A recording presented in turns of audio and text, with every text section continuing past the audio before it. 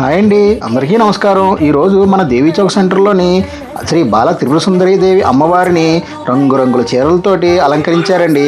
అమ్మవారినే కాదు, ఈ గుడి మొత్తాన్ని కూడా చీరలతోటి అలంకరించారు. ఒకసారి ఆ గుడిని చూసొద్దాము రండి.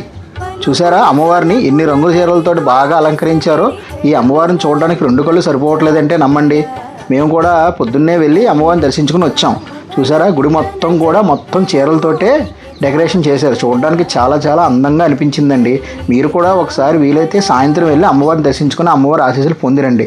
అమ్మదే ఉంటే అన్నీ ఉన్నట్లే అంటారు కదండి. మీకు కూడా అమ్మదే ఉండాలని కోరుకుంటున్నాను.